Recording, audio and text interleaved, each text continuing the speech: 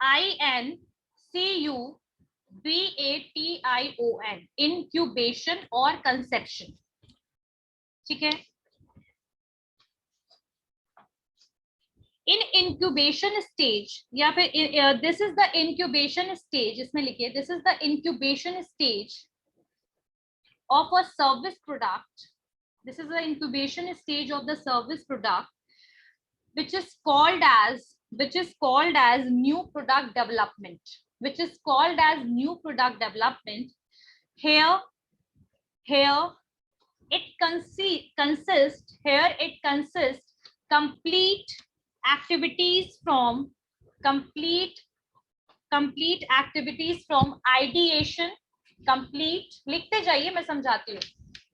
It consists of complete activities from ideation, IDEATION, ideation, research and development. Ideation, research and development के बाद Sakshi, हाँ. This is the incubation stage of the service product known as new product development. Here it consists complete activities from ideation, comma, research and development, product testing and ideation. ये सारे के सारे basically incubation stage में आ जाएंगे. Incubation का मतलब क्या होता है, कोई चीज को जब आप मार्केट में ला रहे हो उससे पहले जो आपने एक्टिविटीज करी, प्रीलिमिनरी एक्टिविटीज. कोई भी प्रोडक्ट ऐसे ही तो आप नहीं बनाओगे, ऐसी तो सर्विस या कोई प्रोडक्ट मार्केट में नहीं लेकर आओगे. पहले आप आइडिया जनरेट होगा, ठीक है, एक आइडिएशन प्रोसेस होगा. फिर प्रोडक्ट के बारे में आप सोचिएगा, प्रोडक्ट को डिजाइन करने के बारे में सोचिएगा, रिसर्च कीजिएगा मार्केट में. ठीक है, यहाँ पर आपने एक्शन नहीं लिया है, यहाँ पर आप एक बोल सकते हैं एक डिजाइनिंग और स्ट्रैटेजी बना रहे हो जो प्रोडक्ट को लॉन्च करने से पहले चीजें हैं. जैसे आपने रिसर्च किया, टेस्ट किया प्रोडक्ट को, ठीक है, और उसके बाद उसको जाके मार्केट में इंट्रोड्यूस किया, जो हम इंट्रोडक्शन स्टेज में पढ़ेंगे. इंक्यूबेशन को आप लिख सकते हो कि this consist the preliminary activities before introducing any product and service in the market. Right, एक तरीके से प्रीलिमिनरी एक्टिविटीज है, यानी इंट्रोडक्शन से पहले की जो एक्टिविटीज आप कर रहे हो. ठीक है, तो इंक्यूबेशन और कंसेप्शन सबको क्लियर हो गया. इंक्यूबेशन एंड कंसेप्शन, एवरीवन सबको समझ आ गया इंक्यूबेशन और कंसेप्शन. सेकंड लिखिए, आगे पॉइंट लिखिए इसमें. अब आपका स्टेज आता है पहला, the first stage of service product life cycle, that is introduction. यानी यहाँ पर आपने प्रोडक्ट को इंट्रोड्यूस किया. अब जब आपने कोई प्रोडक्ट को इंट्रोड्यूस किया तो यहाँ पर जो सिचुएशन होगा हाई प्रॉफिट मार्जिन का नहीं होगा, क्योंकि आप मार्केट में नए प्लेयर हो, आप अपनी सर्विस और प्रोडक्ट के साथ एंटर हुए हो. यहाँ पर जो आपकी सेलिंग होगी वो बेसिकली बहुत ही ज्यादा लो होगी, क्योंकि ये इनिशियल स्टेज में आपका प्रोडक्ट है. क्योंकि आपके ब्रांड के बारे में लोगों को उतना नॉलेज नहीं है, तो हो सकता है कि बहुत सारे लोग नहीं खरीदना चाहेंगे प्रोडक्ट, अपने वो पुराने प्रोडक्ट के साथ ही काम चलाना चाहेंगे. लेकिन कुछ लोग जो इनोवेटर्स और एक्सपेरिमेंट के को में बिलीव करेंगे, हो सकता है कि वो आपकी प्रोडक्ट को परचेज करें. इंट्रोडक्शन फेज हमेशा ही स्लगिश होगा, यानी कि सुस्त होगा, क्योंकि आप एक नए सर्विस और प्रोडक्ट को मार्केट में लेकर उतरे हो. ऑलरेडी वहां पर मार्केट में कंज्यूमर्स दूसरे प्रोडक्ट्स और दूसरे सर्विसेज को यूज कर रहे हैं. अब यहाँ आप किस तरीके से बेसिकली अपने प्रोडक्ट को प्रमोट करते हो, यहाँ पर ये मैटर करेगा. इंट्रोडक्शन यानी कि नया कोई प्रोडक्ट को मार्केट में आप लेकर आए हो. इंट्रोडक्शन में लिखिए in this stage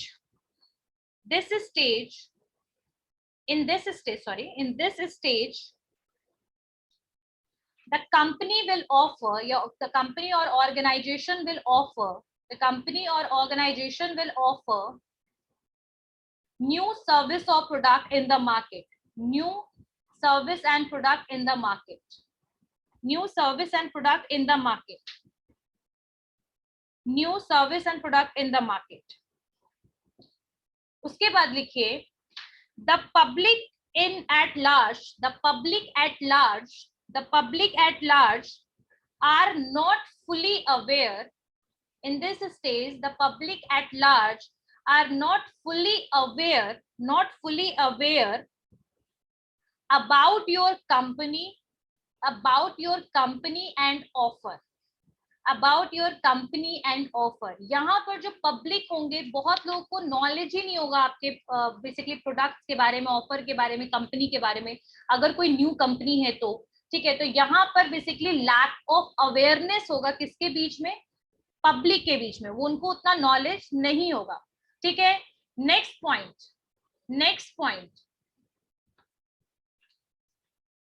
sales growth इसी में मैम इंट्रोडक्शन में। हाँ, आगे भी सारे इंट्रोडक्शन के पार्ट है बच्चे, इंट्रोडक्शन में ही लिखवा रही हूँ अभी। इसमें लिखिए सेल्स ग्रोथ और adoption by the market is slow. Sales growth और adoption by the market is slow, यानी कि जो बेसिकली जो सेल हो रहा है मार्केट में, या जो ग्रोथ होना चाहिए, वो बहुत ज्यादा हाई नहीं है, अभी बहुत ही स्लो है, बहुत ही धीरे है, क्योंकि इंट्रोडक्टरी स्टेज में है। राइट, नेक्स्ट आगे लिखिए the potential customers, these all are in the introduction stage। ठीक है, सारे इंट्रोडक्शन स्टेज में लिखवा रही हूँ। इसमें आगे लिखिए the potential customer display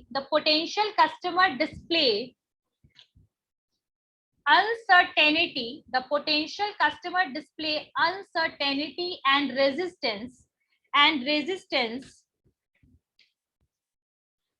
The potential customers display uncertainty and resistance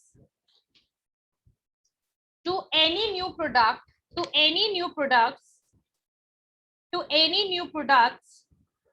that are not tried or tested.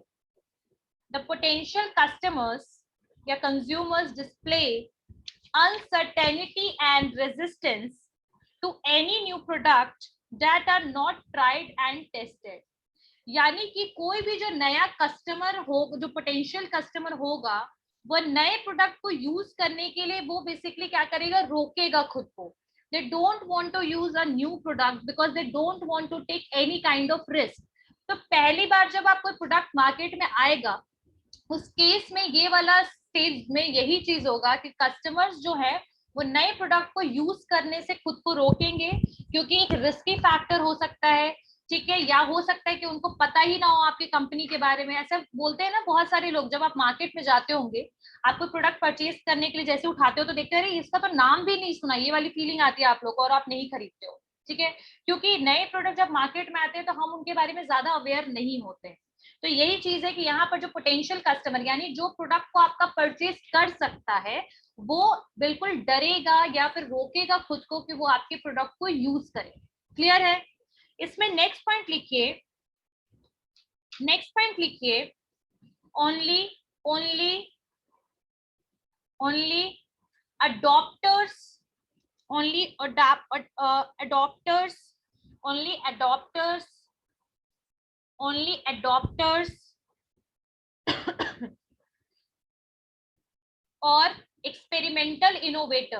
only adopters or experimental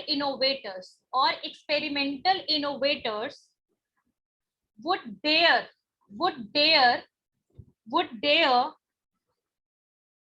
to use your product or service. Only adopters or experimental innovators will dare to use your products, यानी कि यहाँ पर जो आपके consumer जो खरीद सकते हैं, ठीक है, अगर वो बेसिकली अनसर्टेन फील कर रहे हैं या उनको रिस्क लग रहा है, रिस्क फैक्टर उनके सामने आ रहा है, तो यहाँ पर वो क्या कर सकते हैं? बेसिकली यहाँ पर कौन कंज्यूमर इनके पहले कंज्यूमर बनेंगे या इनके प्रोडक्ट को यूज करेंगे? वही जो बेसिकली एक तो बहुत ज्यादा बार ब्रांड पे स्विच करते हैं, मतलब एक जो ब्रांड पे टिकते नहीं है, और दूसरे जो एक्सपेरिमेंट करने में बिलीव करते हैं। लाइक मैंने तो ये वाला प्रोडक्ट बहुत यूज किया बट देख लिया, ठीक है चलो ये वाला ट्राई करते हैं, समथिंग न्यू वाला जिसके दिमाग में रहेगा, जो हमेशा कुछ एक्सपेरिमेंट करना चाहेगा, they will use your product या सर्विस वगैरह जो लेंगे, वो कौन लेंगे? जो एक्सपेरिमेंट करने में बिलीव रखते हैं। क्लियर हो गई बात सबको? सबको क्लियर हो गया इंट्रोडक्शन स्टेज में क्या सिचुएशन होगा आपके प्रोडक्ट और सर्विस का? आगे लिखिए, आगे लिखिए। एक काम करते हैं, लिखते नहीं है, समझ लीजिए, ठीक है? लिखिए मत, समझ लीजिए, क्योंकि लिखवाना इज क्वाइट हेक्टिक ऑल्सो। तो आप लोग लिख समझ लीजिए, मैं आपको नोट्स फिर दे दूंगी। देखिए, जो सर्विस फॉर्म है जिसके बारे में मैंने आपको पहले ही बताया कि उनका जो कॉस्ट होता है, कॉस्ट इनकर होता है, कंपैरेटिवली वो उतना हाई नहीं होता जितना प्रोडक्ट के साथ एक रिस्की फैक्टर ऐड ऑन होता है। सर्विस फॉर्म जो होता है वो मतलब रेयर, मतलब उनका जो बेसिकली इनकरिंग होगा या जो कॉस्ट लगेगा वो किस चीज में लग सकता है? लाइक एक हॉस्पिटल में क्या लगेगा? बेसिकली वो प्रोडक्ट जो बेसिकली सर्विस प्रोवाइड करने में यूज आएंगे, लाइक बिल्डिंग, बेड्स, फिर वार्ड्स, ठीक है? तो ये सारे उनके सर्विस होंगे, सर्विस के बेसिकली प्रोडक्ट्स होंगे जो बेसिकली उस पर कॉस्ट लगेगा। लेकिन स्टॉक और इन्वेंट्री वाली सिचुएशन बहुत रेयरेस्ट चांस होगी यहाँ पर, ठीक है? और यहाँ पर जो सर्विस फॉर्म होगा इस इंट्रोडक्शन स्टेज में क्या करेगा, वो बहुत ज्यादा प्रमोट करेगा अपने प्रोडक्ट को। और क्योंकि ये सबसे एक्सपेंसिव स्टेज है, क्योंकि यहाँ पर आप बहुत ज्यादा प्रमोशन कीजिएगा, ठीक है? बहुत ज्यादा आप इनकर कीजिएगा कॉस्ट, प्रिलिमिनरी कैपिटल इन्वेस्टमेंट में जो भी कॉस्ट आपका स्टार्टिंग में ही लगना है इंट्रोडक्शन स्टेज में। प्रमोशन कॉस्ट बहुत हाई होगा, मार्जिन बहुत ज्यादा लो होगा प्रोडक्ट के ऊपर, आपको प्रोडक्ट और सर्विस के ऊपर मार्जिन मिलेगा ही नहीं, क्योंकि आप उस समय बिल्कुल क्या एक ऐसे स्टेज पर हैं जहां पर आपके प्रोडक्ट के बारे में लोग जानते नहीं, खरीदारी नहीं हो रही है, स्लो ग्रोथ है, सेल्स स्लो है।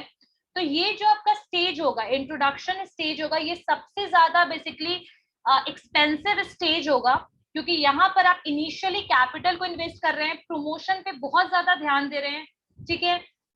प्रॉफिट मार्जिन बहुत ज्यादा लो है।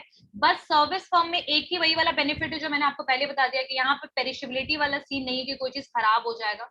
बस ये सारे फैक्टर्स आपके आएंगे इंट्रोडक्शन स्टेज में जहां आप फर्स्ट टाइम इंट्रोड्यूस करते हो प्रोडक्ट। अब जब हम मार्केटिंग रिस्पॉन्सेज पढ़ेंगे ना पीएलसी का, तो बेसिकली किसी भी कंपनी को किस तरीके से मार्केट में प्रोडक्ट को लॉन्च करना चाहिए उसके बारे में हम पढ़ेंगे। मार्केटिंग रिस्पॉन्स क्या होता है पीएलसी का, पहले तो हम स्टेजेस के बारे में जान लेंगे कि जैसे इंक्यूबेशन हो गया जहां आपने मार्केटिंग रिसर्च किया, आइडिया जनरेट किया, ठीक है, सब कुछ डेवलपमेंट के बारे में सोचा, एक आउटलाइन रेडी किया। इंट्रोडक्शन स्टेज में आपने उस प्रोडक्ट को लॉन्च कर दिया विद ऑफर्स, आपने कुछ ऑफर दिया, ठीक है? अवेयरनेस की कमी होगी, लोग ज्यादा जानेंगे नहीं प्रोडक्ट के बारे में, ठीक है? पोटेंशियल कंज्यूमर डरेंगे आपके प्रोडक्ट को यूज करने के लिए, फिर भी वो कंज्यूमर जो हैं जो आपके प्रोडक्ट के साथ एक्सपेरिमेंट करना चाहेंगे वो आपके प्रोडक्ट को यूज करेंगे। सबसे एक्सपेंसिव स्टेज है, यहाँ पर आप बहुत ज्यादा क्या करोगे, कॉस्ट इनकर करोगे। किस चीज में, किस चीज में आप कॉस्ट इनकर करोगे? इन्वेस्टमेंट में, यानी इन्वेस्टमेंट कीजिएगा, ठीक है? प्रॉफिट बहुत कम के साथ काम चलाना पड़ेगा क्योंकि पहला ही स्टार्टिंग ही स्टेज है, ठीक है? प्रॉफिट मार्जिन नहीं होगा, सेल्स बिल्कुल स्लगिश होगा यानी स्लो होगा। तो ये आपका इंट्रोडक्शन स्टेज में किसी प्रोडक्ट और सर्विस की क्या सिचुएशन होगी उसके बारे में था। किसी को कोई डाउट है इंट्रोडक्शन एंड इंक्यूबेशन में? Anyone have any doubt in this? उसके बाद जो नेक्स्ट स्टेज में थोड़ा बता देती हूँ आपको, इसके बाद जो नेक्स्ट स्टेज आएगा वो होगा आपका ग्रोथ। अब यहाँ पर आपके प्रमोशन स्ट्रैटेजी काम करना शुरू करेंगे, लोगों के बारे में अवेयरनेस, लोगों को प्रोडक्ट के बारे में अवेयरनेस होगा। जो लोगों ने प्रोडक्ट को यूज किया है वो बहुत ज्यादा माउथ पब्लिसिटी करेंगे, ठीक है? और मैं बता दूं सर्विस सेक्टर में माउथ पब्लिसिटी बहुत काम आता है, ये हमने प्रमोशनल मिक्स में भी पढ़ा था। यहाँ पर आपका बेसिकली प्रोडक्ट का ग्रोथ स्टार्ट हो जाएगा। जब आपका प्रोडक्ट ग्रोथ होगा यहाँ पर हाई मार्जिन होगा, न्यू कंज्यूमर्स एड ऑन हो जाएंगे, ठीक है? जब हम मूव करेंगे, जब एक ग्रोथ हो गया उसके बाद एक मैच्योरिटी स्टेज आ जाएगा जिसको हम कह सकते हैं सैचुरेशन पॉइंट। यहाँ पर सिचुएशन क्या होगा कि बहुत सारे कॉम्पिटिटर सेम आइडिया और सेम सर्विस के साथ मार्केट में एंटर कर जाएंगे। यहाँ पर कंपटीशन काफी हाई हो जाएगा और हो सकता है कि नया जो मार्केट, जो नया कोई कंपनी आए वो आपके आइडिया को स्टील कर ले, या हो सकता है आपके प्रोडक्ट से भी ज्यादा कम मार्जिन में वो प्रोडक्ट को मार्केट में सेल करना शुरू करे। यहाँ पर आपको अपने प्रोडक्ट का कॉस्ट लो करना पड़ेगा। जहां ग्रोथ के टाइम पे आपके प्रोडक्ट का कॉस्ट हाई था, यहाँ पर आपको प्रोडक्ट का कॉस्ट लो करना पड़ेगा। रीजन इज दैट कि ऑलरेडी कॉम्पिटिटर आपसे बेटर क्वालिटी का प्रोडक्ट कम रेट में प्रोवाइड करेगा। यहाँ पर आपका जो आपके लॉयल कस्टमर्स हैं या जो लिमिटेड कस्टमर्स हैं वो आपके कस्टमर रहेंगे। बहुत सारे कस्टमर मूव कर जाएंगे दूसरे बिजनेस और दूसरे कंपनीज के पास, क्लियर है? यहाँ पर आपका जो सिचुएशन होगा ये बिल्कुल क्या होगा, सैचुरेशन पॉइंट, मैच्योर हो जाएगा, यानी कि यहाँ पर एक स्टेज होगा जहां पर आपको प्रॉपर प्रॉफिट, प्रॉपर ग्रोथ, मतलब ग्रोथ तो नहीं कह सकते, हाँ एक मार्जिन और प्रॉफिट स्थिर हो जाएगा, स्टेबल हो जाएगा। जब वो स्टेबल हो गया उसके बाद में जब बहुत ज्यादा कॉम्पिटिटर्स आना स्टार्ट हो गए और आप बिल्कुल उस मार्जिन पे जब आप प्रोडक्ट को नहीं सेल कर पाइएगा, या फिर हो सकता है कि स्टैग्नेंट सिचुएशन के बाद कोई टेक्नोलॉजी बदल जाए, कस्टमर का टेस्ट और प्रेफरेंस बदल जाए, तो उसके बाद वो सीधे किधर चला जाएगा, बिल्कुल डिक्लाइनिंग स्टेज के बाद, और फाइनली वो कंपनी का वो प्रोडक्ट बिल्कुल ही मार्केट से खत्म, बिल्कुल वो मार्केट में फिर आपको कभी नजर नहीं आएगा। और लास्ट में एक और पॉइंट है, दैट इज पोस्टमार्टम। जब पोस्टमार्टम का जो सिचुएशन हम पढ़ेंगे वो डिक्लाइनिंग के बाद है, एक नया टॉपिक है जो हम इसको करेंगे कवर। यहाँ तक सबको समझ आया? आप लोगों ने सुना होगा जैसे वीसीडी था, जब वो मार्केट, पहले वीसीआर चलता था, फिर वीसीडी आया, और अब रिसेंट अगर हम अब बात करें तो कोई कैसेट्स का तो अब ऑप्शन खत्म हो गया है, क्योंकि people are using mobile phones, right? Mobile phone में उनको गाना सुना होता है, दे विल हियर, मूवी देखना होता है वो देख लेते हैं। तो वीसीआर जब आया तो क्यों बेसिकली उसका बिल्कुल मार्केट खत्म हुआ, that is basically technological development, right? एक टाइम तक बहुत ही ग्रो किया, क्योंकि उस समय उतना ज्यादा बहुत सारी कंपनीज फिर वीसीआर के आइडिया के साथ आई, फिर एकदम से सारे प्रोडक्ट्स टाइप बिल्कुल ही डिक्लाइन चले गए। फिर वीसीडी आया, वीसीडी के साथ भी कुछ ऐसा ही सिचुएशन था कि इलेक्ट्रॉनिक कंपनीज ने उनको लॉन्च किया, ग्रोथ किया, फिर वापस से वो डिक्लाइन हो गई। टाइपराइटर्स कंप्यूटर के आने के बाद बिल्कुल ही खत्म हो गए, है ना? ये सब चीजें है ना। आप सर्विस में, सर्विस में आप लीजिएगा तो all India radio, because of the frequency module के लिए आपका एफएम रेडियो जब आया बहुत सारे प्राइवेट प्लेयर्स के साथ, जैसे रेडियो मिर्ची हो गया, बहुत सारी चीजें जब ये सब आई, तो आपका एयर ऑल इंडिया रेडियो बिल्कुल क्या हो गया, डिक्लाइन हो गया। तो ये सारी चीजें हैं, कैसे ये हुआ, ठीक है? तो इसके बारे में हमने दो स्टेज तो पढ़ लिया कि भाई इंक्यूबेशन क्या होता है और introduction. In the next class will study about all the factors, all the stages, and what are the reasons behind PLC, market में response कैसे कर सकते हैं, what are the solution for the companies who started their business और service कुछ भी start कर रहे हैं, service firm वगैरह, तो उनके लिए क्या idea हम generate कर सकते हैं। तो next class में we'll cover about that। अभी हम कर लेते हैं क्या, attendance, right? किसी को कोई डाउट है जिसको समझ नहीं आया हो? Anyone have any doubt in this?